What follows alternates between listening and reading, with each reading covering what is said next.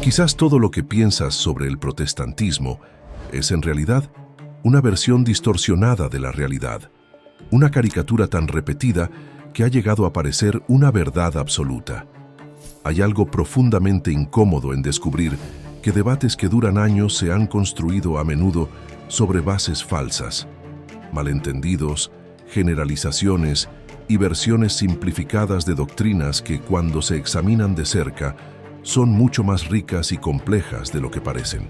¿Estás dispuesto a cuestionar lo que aprendiste, ya sea en la escuela dominical, en los debates de Internet o en las homilías dominicales, y a enfrentar el protestantismo tal como es y no como sus críticos o incluso sus propios seguidores lo han presentado?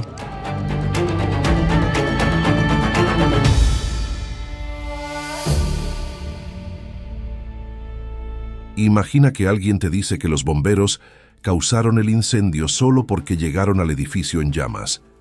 Parece absurdo, pero es exactamente este tipo de lógica invertida la que subyace a uno de los mayores equívocos sobre el protestantismo. La idea de que los reformadores creían que la verdadera Iglesia simplemente había desaparecido de la historia. Lutero, Calvino y los demás reformadores del siglo XVI no predicaban el fin de la Iglesia, predicaban su curación.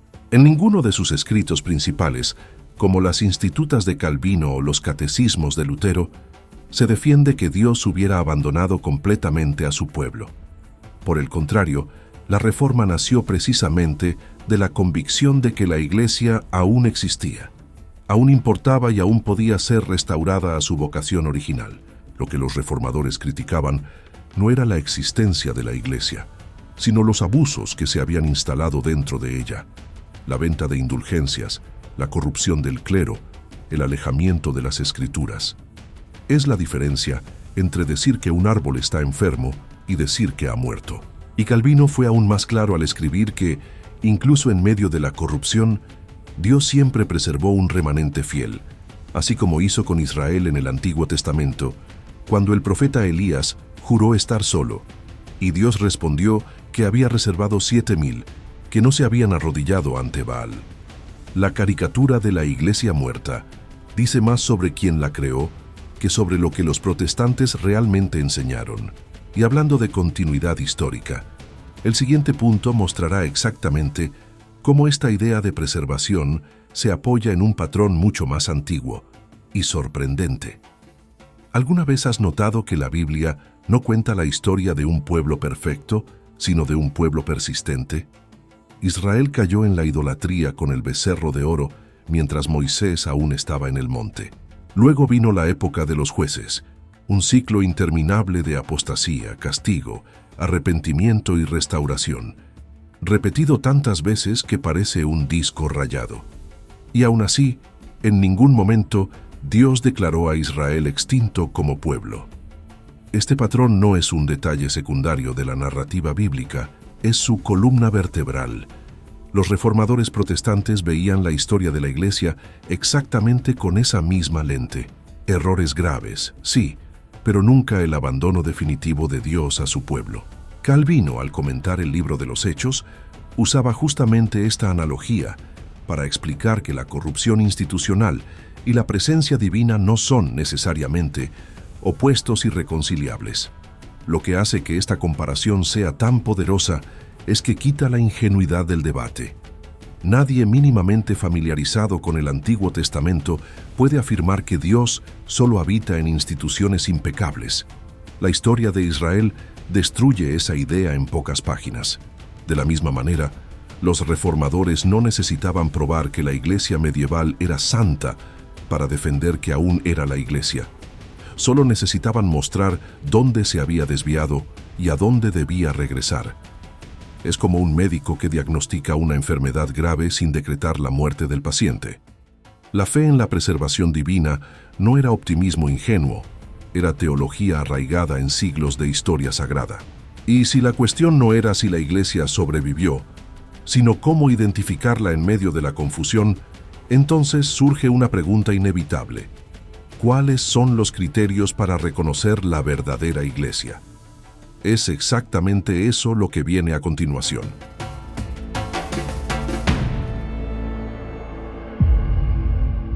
Piensa en una situación simple. Dos restaurantes ostentan el mismo nombre en la fachada, pero uno sirve comida en mal estado y el otro una comida excelente. ¿Cuál de los dos es el verdadero restaurante? El nombre no resuelve. Lo que se sirve es lo que importa. Esta analogía, por más cotidiana que parezca, captura con precisión el debate que los reformadores pusieron sobre la mesa en el siglo XVI. Para Lutero y Calvino, la cuestión nunca fue ¿la Iglesia aún existe?, sino ¿cómo reconocemos dónde está siendo fiel? Y la respuesta que desarrollaron apuntaba a dos criterios fundamentales: la predicación correcta de la palabra de Dios y la administración legítima de los sacramentos. Estos dos elementos, conocidos en las confesiones reformadas como las marcas de la verdadera Iglesia, funcionaban como una prueba práctica, no una medalla honoraria concedida por antigüedad o tamaño institucional. Lo que hace que este criterio sea tan relevante hasta hoy es que desplaza el debate de lo visible a lo sustancial. No basta con tener una catedral imponente, una impresionante línea histórica o millones de fieles. Si la palabra es distorsionada y los sacramentos son administrados de forma corrupta, la marca de la verdadera Iglesia está ausente. Calvino lo dejó explícito en las Institutas de la Religión Cristiana, obra publicada por primera vez en 1536, al argumentar que la pureza doctrinal es el criterio decisivo, no la sucesión institucional. Es claro que este patrón generó, y aún genera, enormes controversias, especialmente cuando católicos y protestantes debaten qué tradición realmente preservó esta enseñanza fiel. Pero antes de entrar en esa disputa, vale la pena deshacer otro equívoco enorme, quizás el más mal comprendido de todos, sobre lo que los protestantes realmente piensan cuando hablan de sacramentos. Decir que los protestantes ven los sacramentos como meros símbolos es como decir que un matrimonio es solo una fiesta con pastel. Técnicamente, hay una celebración, pero quien ya pasó por la experiencia sabe que algo mucho mayor está sucediendo allí. Esta caricatura es una de las más persistentes y al mismo tiempo una de las más fáciles de desmontar cuando se abre cualquier confesión protestante histórica con un mínimo de atención. Lutero, por ejemplo, defendía con tanta convicción la presencia real de Cristo en la Cena del Señor que llegó a romper públicamente con Zwinglio en 1529, en el llamado Coloquio de Marburgo, justamente porque no aceptaba una interpretación puramente simbólica. Para Lutero, reducir el pan y el vino a símbolos vacíos era vaciar el propio Evangelio. La divergencia fue tan profunda que los dos lados de la Reforma nunca llegaron a un acuerdo formal en aquel encuentro histórico. Calvino, por su parte, ocupó una posición intermedia. Ni la presencia física defendida por Lutero, ni el simbolismo puro de Zwinglio. Para él, Cristo estaba genuinamente presente en la cena de forma espiritual y real, y el sacramento era un medio por el cual Dios de hecho fortalecía y alimentaba la fe de los creyentes. La Confesión de Westminster, de 1646, documento central del presbiterianismo, afirma explícitamente que los sacramentos son medios de gracia, es decir, canales por los cuales Dios actúa de manera concreta en la vida del fiel. Por lo tanto, la idea de que todo protestante trata el bautismo y la cena como simples rituales simbólicos no resiste 10 minutos de lectura de las fuentes primarias. La caricatura dice más sobre la pereza del debate que sobre la teología real. Y hablando de pereza intelectual, el próximo equívoco es quizás el más citado y el más distorsionado de toda la tradición protestante.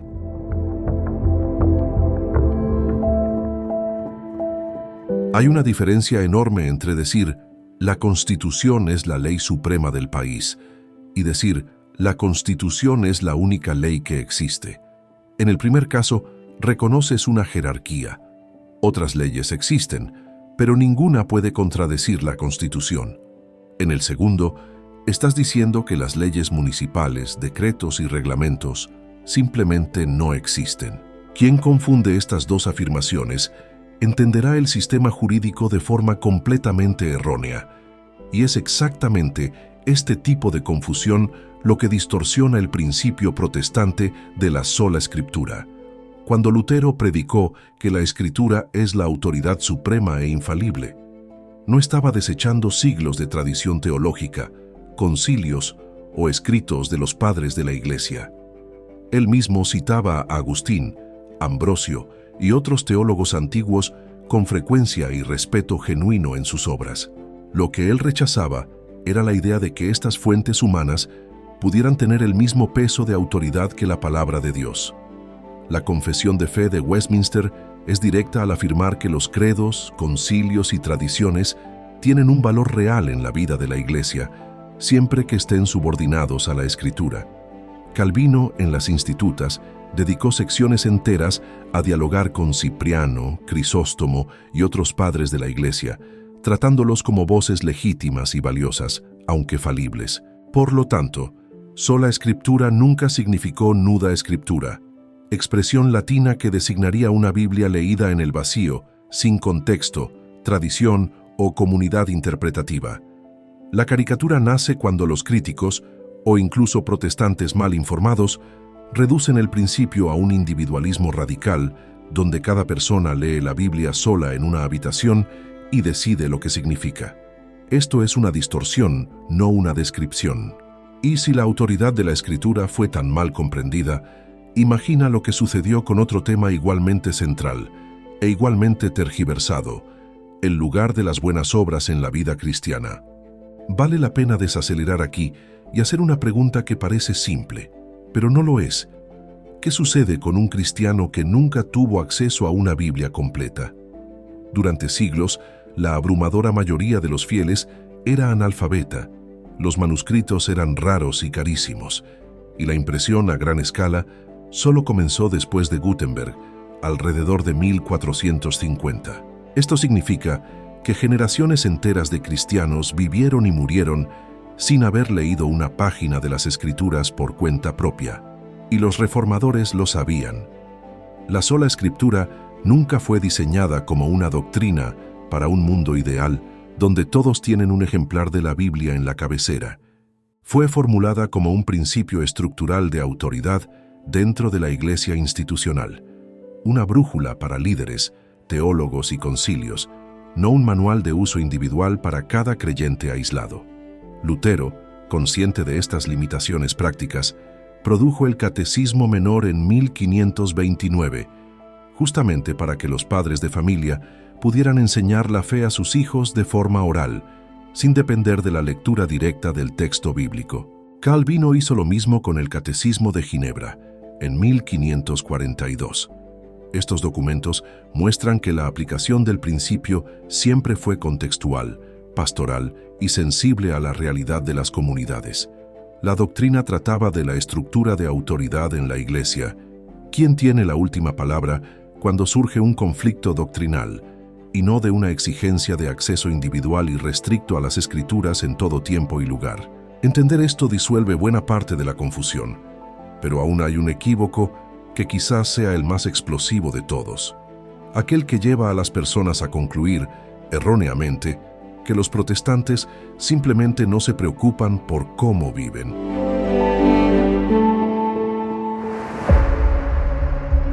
Si la salvación es por la fe, entonces da igual cómo vives, ¿verdad? Error. Y esta conclusión apresurada es exactamente el tipo de razonamiento que Pablo de Tarso ya anticipaba y refutaba en el primer siglo, cuando escribió en la carta a los romanos: «¿Continuaremos en el pecado para que la gracia se multiplique? De ninguna manera». La idea de que la doctrina protestante de la justificación por la fe dispensa cualquier compromiso ético es una de las distorsiones más antiguas y más resistentes de todo el debate teológico. Lutero fue tan enfático en combatir este malentendido que escribió el Tratado sobre la Libertad Cristiana en 1520, donde afirmó que el cristiano justificado por la fe es, al mismo tiempo, el siervo más libre y el más comprometido con el prójimo, precisamente porque no actúa por miedo al castigo, sino por amor genuino. La fe que no transforma, para Lutero, simplemente no era fe. Calvino profundizó aún más esta distinción al separar con precisión quirúrgica dos conceptos que el debate popular frecuentemente confunde: justificación y santificación. La justificación es el acto por el cual Dios declara al pecador justo con base en la obra de Cristo. Y esto es por la fe, no por las obras. Pero la santificación es el proceso continuo de transformación moral y espiritual que acompaña toda vida cristiana genuina. Y este proceso se manifiesta, obligatoriamente, en acciones concretas en el mundo. La Confesión de Westminster es explícita al afirmar que en el juicio final los creyentes serán evaluados según sus obras, no como causa de la salvación, sino como evidencia de ella. Es decir, las obras importan, y mucho, solo que no de la forma que la caricatura sugiere. Es una distinción fina, pero lo cambia todo. Y entender estas distinciones con honestidad es justamente lo que el último punto va a proponer. Porque el problema no es solo teológico, es también una cuestión de postura.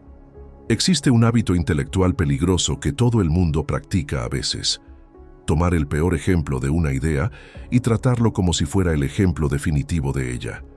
Es como evaluar una cocina nacional entera basándose en una mala comida en un aeropuerto. Funciona como argumento retórico, pero falla completamente como análisis honesto.